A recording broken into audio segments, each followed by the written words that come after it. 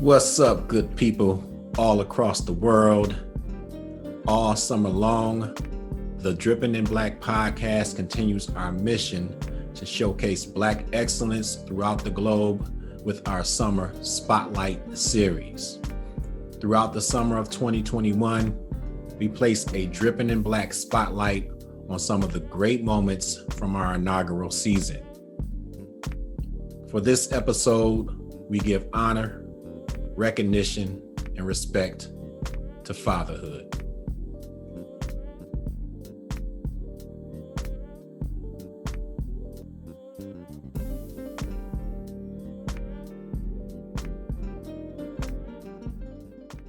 Rod Wallace, you wear lots and lots of hats. You do a lot of dynamic things in a lot of different arenas. But when we say Rod Wallace, what's the first thing to come to mind for you? Who is Rod Wallace? I'm a father. I'm a father and I'm a husband. And I take those roles extremely serious. I'm very careful to make sure that that stands at the top of everything else.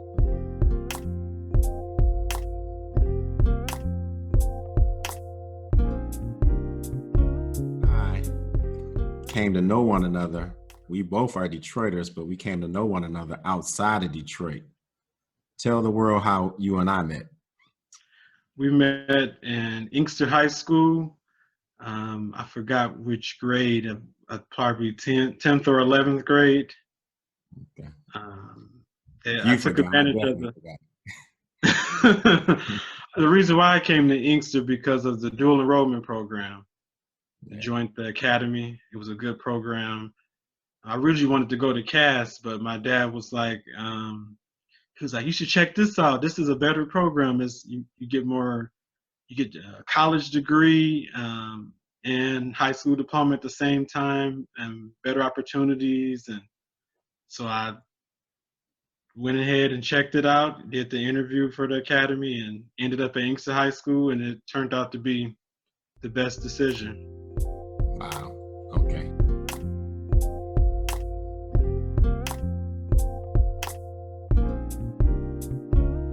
And you happen to have an album that you just dropped. So tell the world about that. Yeah, so I dropped my very first audio-visual album earlier this year, back in February. It's entitled Safe. And this project is a first in many ways. Every album that I've done, the several albums that I've done before this were all done with my band, the Chris Johnson Group. And we will be doing many, many more to come for sure. But this was like a really personal project that I ended up actually self-producing. So every instrument that you hear on that album, I either played live or in many cases, used digital instruments and tracked them in using keyboard. And created the whole process. The only person that I brought in was my dude, Darrell Red Campbell, who does all my mixing. So he mixed the album for me and put the final product together. But it's my first self-produced album. It's also my first outlet as a visual artist because I draw and create kind of animations too. And the idea is that it's a reflection, It's definitely a reflection on where I was at the time, having freshly turned 36 and kind of thinking about my life cycles. I talk a lot about, in my particular life, things work in these like 6-year cycles. And I just hit a pretty major point when I started working on this album. I just stepped down as director of jazz studies at the University of Utah and made a decision to focus on being back in Michigan and being there for my boys in a more full-time capacity. For like 6 years, I was on the road, either, 2 of those years at Ohio State, teaching on faculty there and commuting back and forth from Columbus, driving back and forth so I could be with my boys every weekend. Got out to Utah. I was there for 4 years, and every other weekend, 2 weekends a month, I was on a plane right after I got done teaching on Friday, so I could be with my boys Friday night until Sunday when I dropped them off at their mom's house, and then I headed straight to the airport and went back to teach class Monday morning. So it was this period of time where I was just super, super stretched thin. And on top of that, being on the road, on top of that, being in a long distance relationship, on top of that, so many other things. Yeah. And so SAFE was really like an opportunity for me to reflect on just these different periods of my life, especially the last one that really presented some challenges and really maybe get some priorities lined up in terms of like, what are you going to do next and what are you going to focus on next? Mm-hmm. And very happy with the decision that I made over a year ago to return back home and to be with them. It's beautiful having them, 50-50 custody, have them half the time, and constantly able to be with them and just so into them. And our bond was always just off the chain tight, like really, really incredible. But the amount of joy that it brings us to be together this consistently is really something and vital. Yeah. More important than any job, more important than anything else I could ever do. No doubt about it, man.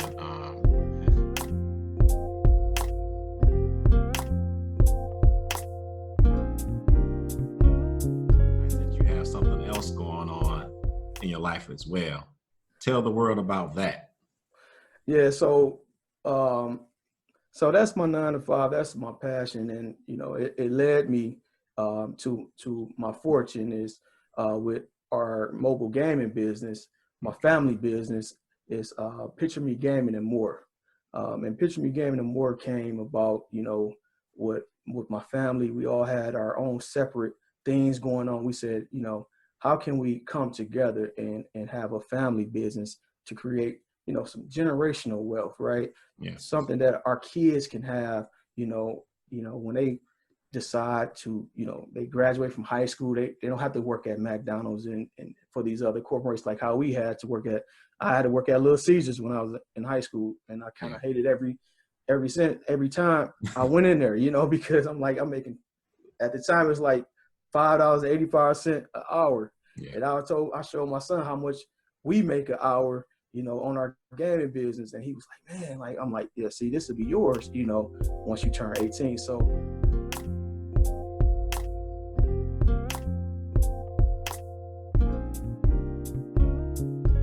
First. Okay. Well, Dave, my drip of the month is a father-son duo. And again, this wasn't planned, but I love themes. But this was a father-son duo. Kayvon and Kamari Chisholm, and they have a company called Junior Wall Streeters Inc.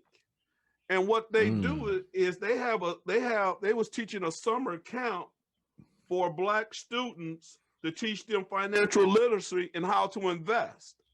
And, we've been talking about that a lot, in our Black Lit Matters group. And we talked about investments individually as well as groups and stuff like that. And we've had a couple of podcasts that talked about financial literacy with teenagers and students, K-12 districts and things like that. Yeah. So that was great to see. And it's a father-son duo. And they're doing, like I say, they started off with a summer camp and they did so well. They started doing these weekends thing. And I did see one that their mom jumped in. Mom couldn't let the son and father keep everything. The mom jumped in and she did something with them on the weekend things that they programs that they had. So my shout out, and in fact, it was so impressive that I actually went to their website and wrote to them and said, you're going to be our drip of the month. They said, now who the heck are y'all? But maybe they're going to check us out.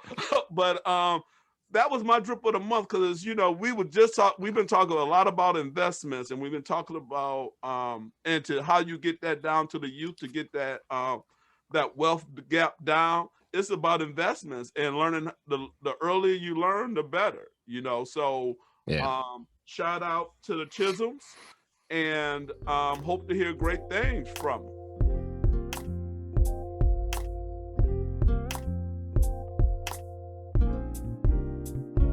Jump into our creators conversation. Our creators conversation today centers around one of our favorite concepts, and that's the concept of joy. And so This is the question. What brings you joy?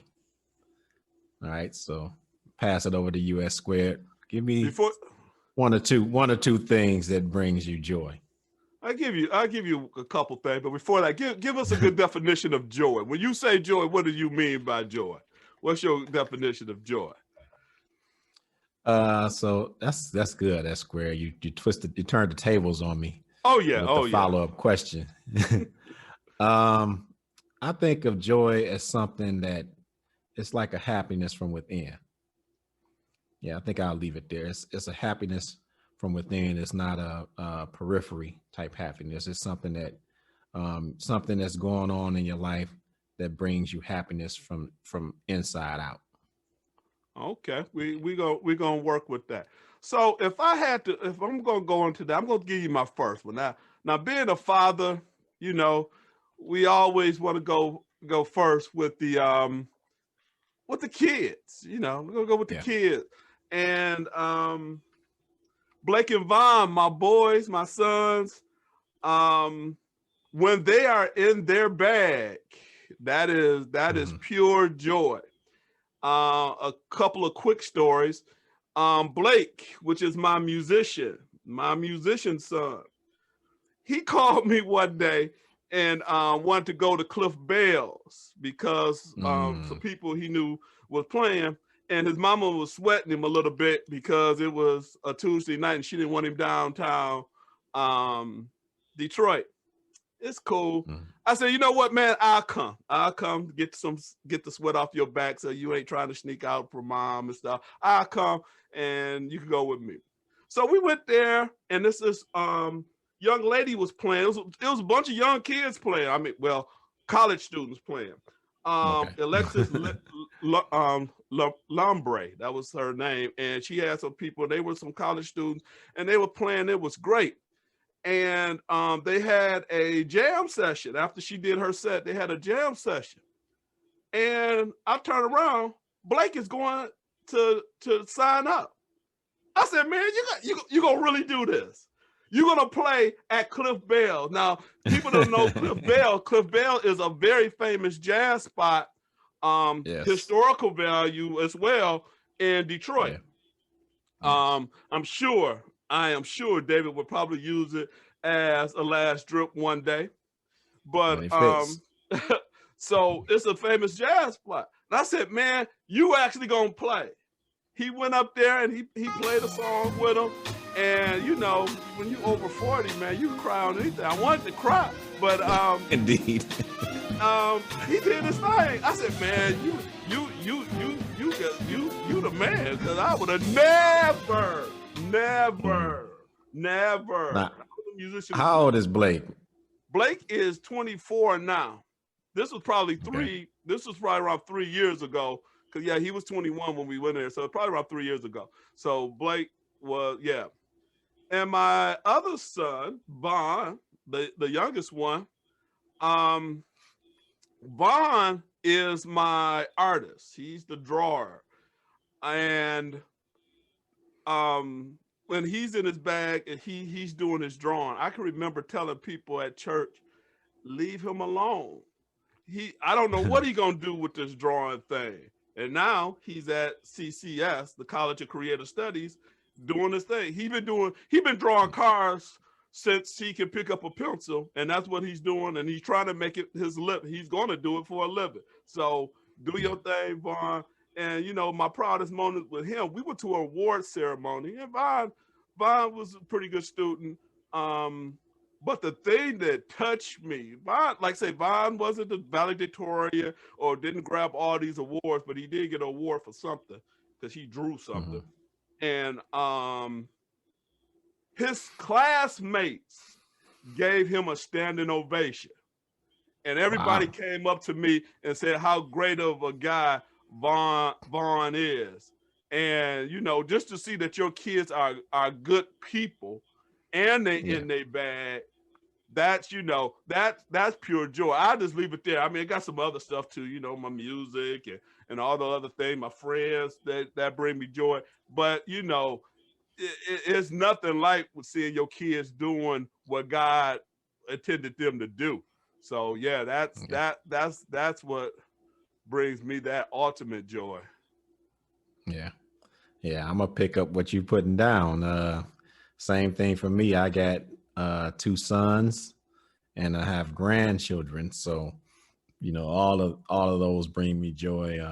My oldest son has a nonprofit business that he works very hard at, and then he has a for-profit portion of it that he works very hard at. But then he's also growing in this spiritual journey. He's kind of found him a church home. He's got his family going to church, and my granddaughter got to perform. She danced with the liturgical group at her church, and I got to see that video, and that was, like you said, that's the kind of stuff that'll bring you to tears. Oh yeah. Oh yeah. Oh yeah. And then my youngest son flew in because he was heading out to the Air Force. So my youngest son Amari flew in and got to hang out with him and my oldest son, and we were attending my oldest grandson's basketball game, and that was quite the treat to be there with both of my sons, watching my oldest grandson play basketball. My oldest son was in full daddy/coach mode because my oldest son Darius is a coach of basketball as well. So he was dad on the sideline, but the coach also on the sideline. So that was quite the treat for me. Again, just kind of bubbling up inside, just having that experience, true joy. But my youngest son going off to the Air Force brings me tremendous joy.